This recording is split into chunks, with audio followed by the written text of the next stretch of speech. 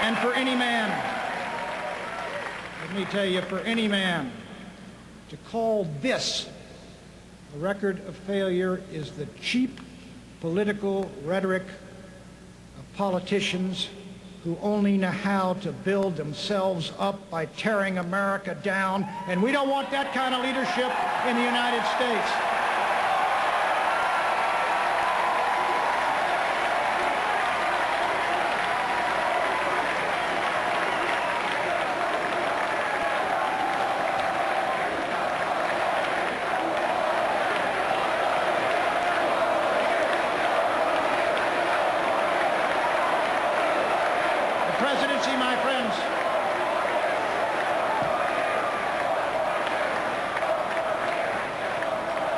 The presidency is also an office that Theodore Roosevelt called America's bully pulpit. Harry Truman said it was preeminently a place of moral leadership. George Bush is a defender of right to life and a champion of the Judeo-Christian values and beliefs upon which America was founded.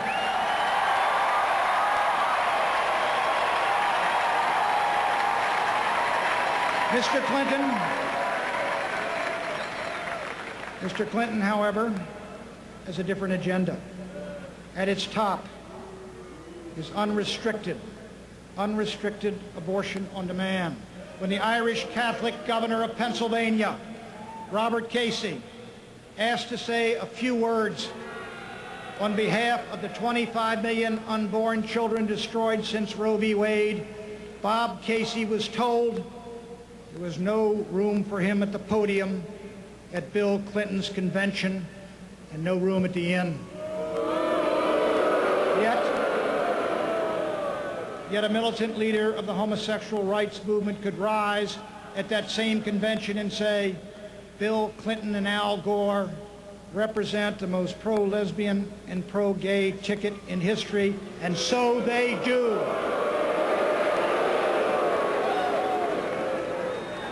Bill Clinton says he supports school choice, but only for state-run schools. Parents who send their children to Christian schools or private schools or Jewish schools or Catholic schools need not apply.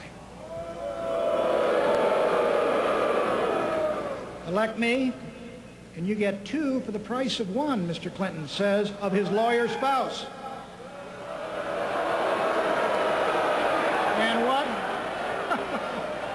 And what does Hillary believe? Well, Hillary believes that 12-year-olds should have the right to sue their parents.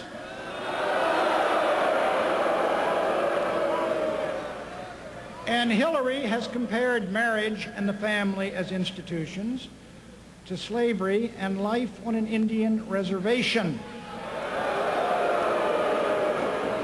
Well, speak for yourself, Hillary.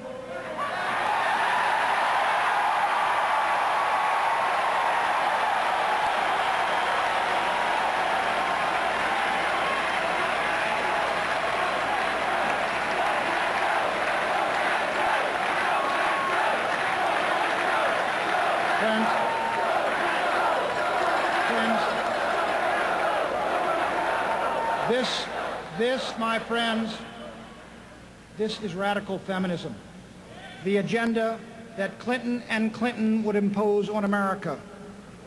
Abortion on demand, a litmus test for the Supreme Court, homosexual rights, discrimination against religious schools, women in combat units. That's change, all right, but that's not the kind of change America needs.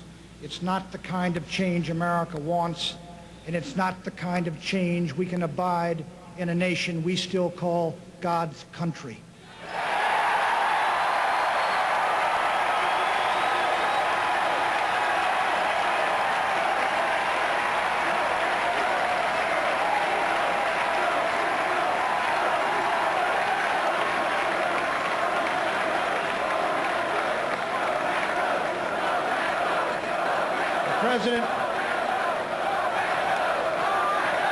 The President of the United States is also America's Commander-in-Chief. He's the man we authorize to send fathers and sons and brothers and friends into battle. George Bush was 17 years old when they bombed Pearl Harbor. He left his high school graduation. He walked down to the recruiting office and he signed up to become the youngest fighter pilot in the Pacific War. And Mr. Clinton,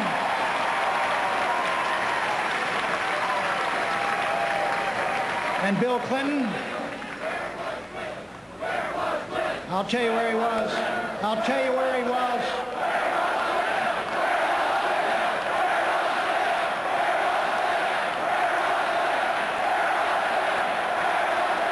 I'll tell you where he was.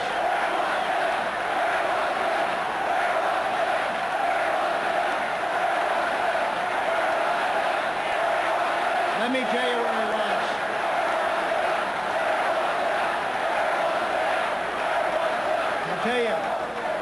I'll tell you where he was. When Bill Clinton's time came in Vietnam, he sat up in a dormitory room in Oxford, England, and figured out how to dodge the draft. Let me ask the question to this convention. Which of these two men has won the moral authority to send young Americans into battle? I suggest respectfully, it is the American patriot and war hero, Navy Lieutenant J.G. George Herbert Walker Bush.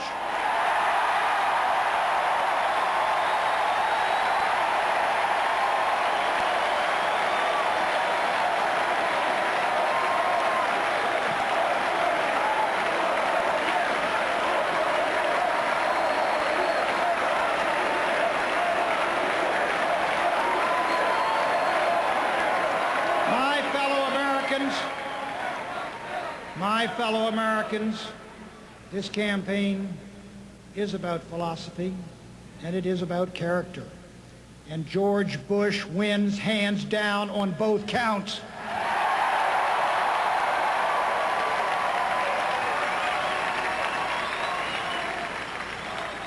And it is time all of us came home and stood beside him.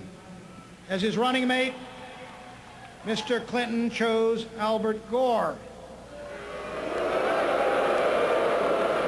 But just how moderate is Prince Albert? Well, according to the National Taxpayers Union, Al Gore beat out Teddy Kennedy 2 straight years for the title of biggest spender in the U.S. Senate, and Teddy Kennedy isn't moderate about anything.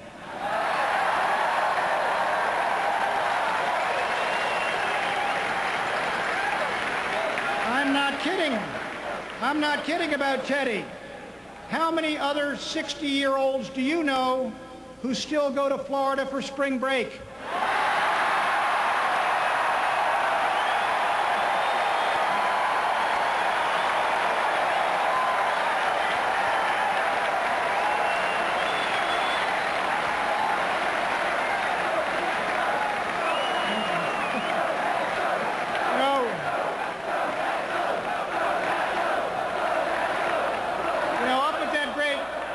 At that great big costume party they held up in New York, Mr. Gore made a startling declaration. Henceforth, Albert Gore said, the central organizing principle of governments everywhere must be the environment. Wrong, Albert. The central organizing principle of this republic is freedom.